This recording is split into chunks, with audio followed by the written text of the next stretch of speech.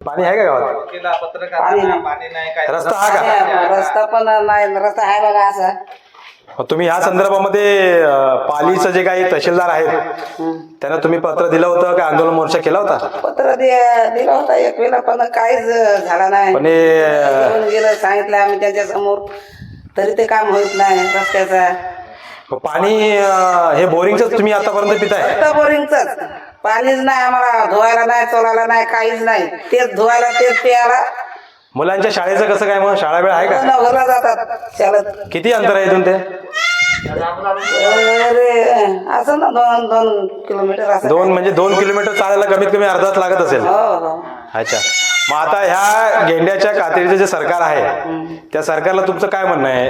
तुम्ही जे गेल्या 75 वर्षापासून तुम्हाला जो काय हा त्रास आहे, आजही तुमच्या लोकांना पाणी नाही, रस्ता नाही, या संदर्भात तुमचं काय म्हणणं आहे? तुम्हाला सरकारला या निमित्ताने तुम्हाला काय सांगायचं? येथील तहसीलदारांना तुम्हाला काय सांगायचं? आता काय सांगावं, त्यांनी करायलाच पाहिजे काम. काम करत नाही तर आता काय आम्ही म्हणणार त्याला चांगला आहे म्हणून. बरोबर आहे, बरोबर आहे.